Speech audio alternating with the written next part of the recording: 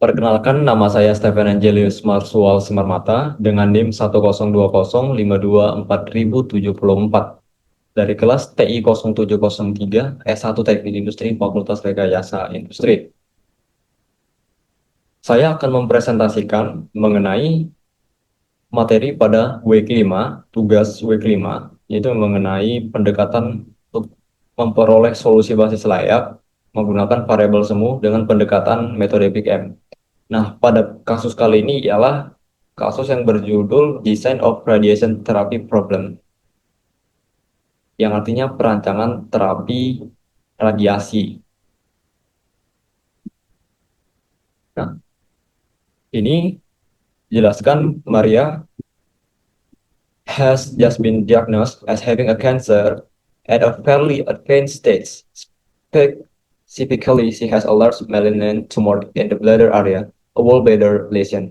Mary is to receive the most advanced medical care available to give her every possible chance to survival. This care will include extensive radiation therapy. Nah, tujuannya atau the goal-nya ialah untuk memilih kombinasi to select the combination of beams to be used and the intensity of each one to generate the best possible dose distribution. Nah, di sini restriction on total average dosage-nya rata-ratanya itu dalam 1 kilorad, yaitu fungsi tujuannya berarti meminimalkan karena dia meminimize. Kemudian kita masuk ke model linear programming-nya.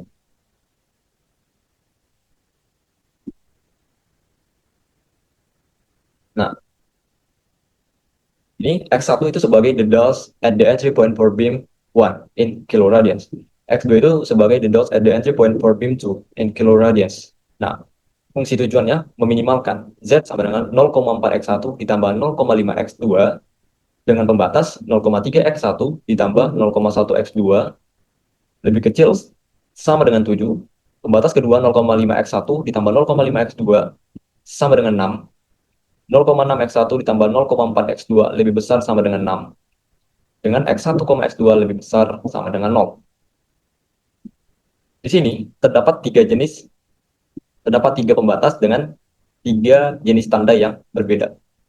Nah, kalau ketika terdapat tanda, ketika suatu pembatas terdapat tanda sama dengan dan lebih besar sama dengan, maka kita menggunakan pendekatan uh, untuk memperoleh solusi basis layak itu menggunakan variabel semu dengan pendekatan Big M ya. Kalau dia lebih kecil sama dengan, maka slack pada iterasi satunya itu dia bernilai plus. Kalau dia sama dengan, itu dia tidak ada, gitu ya, tidak ada. Kemudian kalau dia lebih besar sama dengan, maka dia meminimaskan atau tandanya jadi negatif. Oke.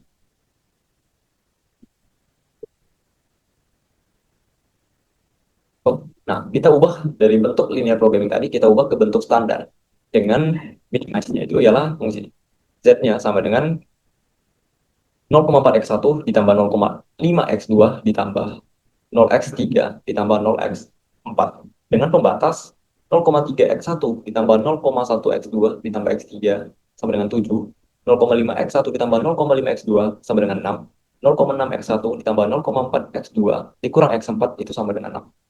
Dengan X1, X2, X3, X4 lebih besar sama dengan 0. Nah, kenapa dia diubah ke dalam bentuk persamaan? Nah, kalau kita ingin menentukan solusi basis layaknya, kita harus mengubah suatu ketidaksamaan menjadi suatu persamaan. Nah, kemudian hal yang kedua yang perlu diperhatikan ialah tanda. Pada slide sebelumnya, itu dia menggunakan pada pembatas satu, pada pembatas ini, satu, itu dia menggunakan tanda lebih kecil. Maka tanda slack variabelnya itu dia menjadi plus. Pembatas dua itu dia menggunakan langsung persamaan, maka dia tidak ada melakukan penambahan. Nah, pembatas ketiga itu dia menggunakan tanda lebih besar sama dengan. Kan di tanda untuk slack pada pembatas tiganya itu ialah bernilai negatif. Nah, dia lebih besar sama dengan. Nah, dengan X1, X2, X3, X4 itu lebih besar sama dengan 0. Di sini variabelnya menjadi 4, yang sebelumnya dia 2 menjadi 4 karena terdapat eh, penambahan slack variabel ya pada iterasi 1.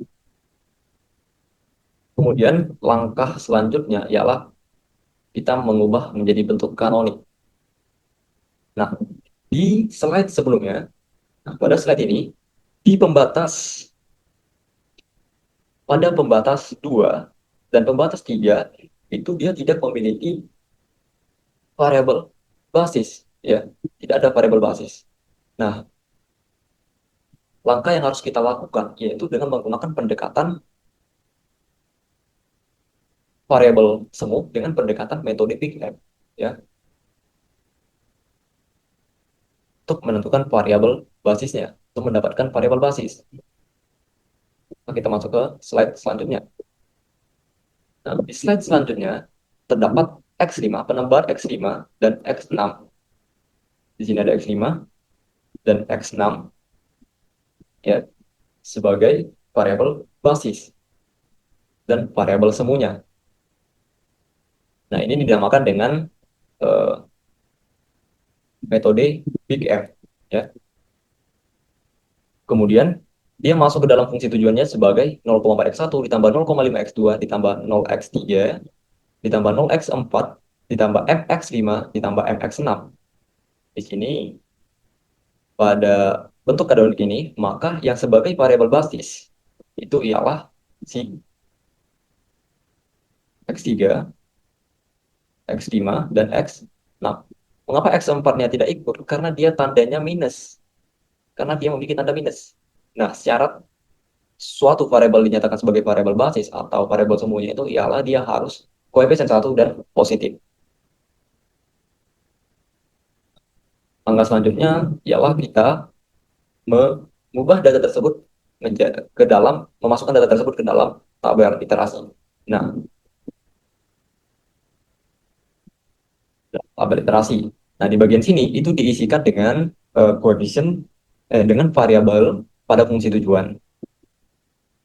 Dan baris yang paling atasnya ialah diisikan dengan koefisien variabel pada fungsi tujuan sebelumnya. Jadi dia yang diisikan koefisiennya itu jadi M, ya. Bagian sini, bagian basic itu diisikan dengan variabel basis. X3, X5, X6-nya kan sebagai variabel basis, ya. Dan CW-nya. Dan kolom CB itu diisikan dengan koefisien pada koefisien variabel basis pada fungsi tujuan sebelumnya. Kemudian untuk mendapatkan 0,4 kurang 1,1 M, 0,5 kurang 0,9 M, 0 M0, yaitu dengan menggunakan rumus ialah 0,4 dikurang dikurang dengan CB kurang dengan CB dikali dengan si eh, koefisien pada X1, koefisien X1. Jadi kan 0,4 dikurang 0 kali 0,3 ditambah 0,5 M ditambah 0,6 M. Jadi 0,4 dikurang 1,1 M. Begitu juga seterusnya dilakukan sampai ke kanan. Nah, kemudian yang kedua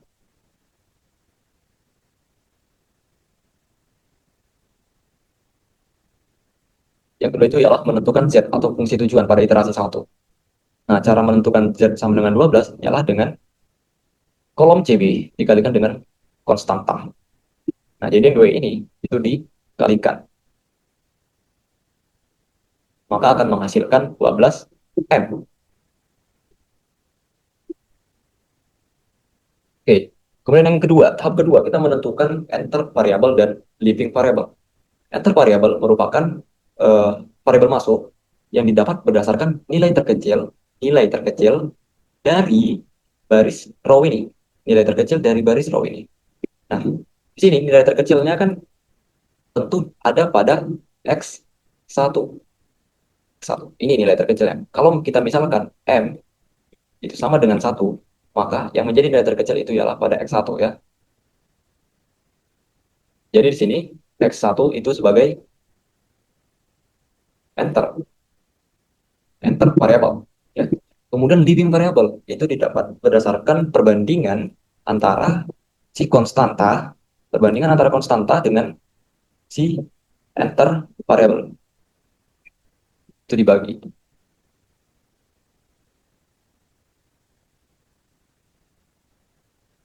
bagi ya. Nah, maka untuk yang living variable ya hasil pembagian itu kita ambil nilai terkecilnya. Nah, rupanya nilai terkecilnya itu berada pada X6. Living variable-nya itu ialah X6 ya. Nah, kemudian kita dapat kuncinya itu ada pada si kolom X1 dan X6. Berarti ya ada di sini kuncinya, baris kunci.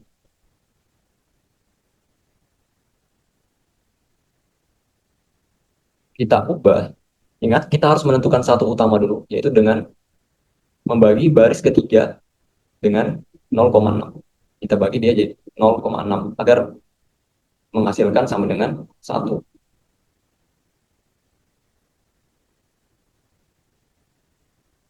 0,6 dibagi 0,6 sama dengan 1. Kemudian kita OBE-kan. Setelah itu setelah itu OBE. Oke,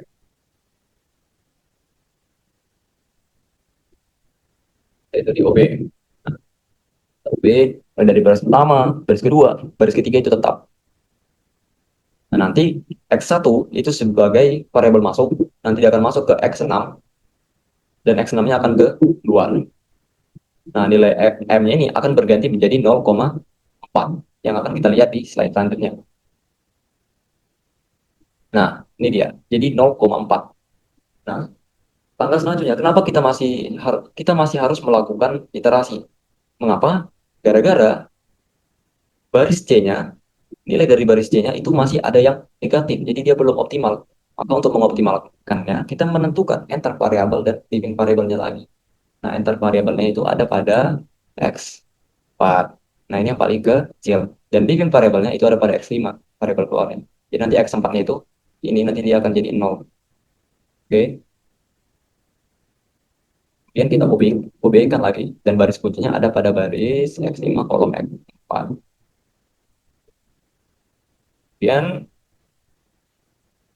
yang terakhir, nah Z-nya ini kan didapat dari kolom CB dikali dengan konstanta 0 kali 4 itu 0, M dikali dengan 1 itu 1M ditambah 0,4 kali 10 ya 4. Berarti Z sama dengan 4 plus M ya kan.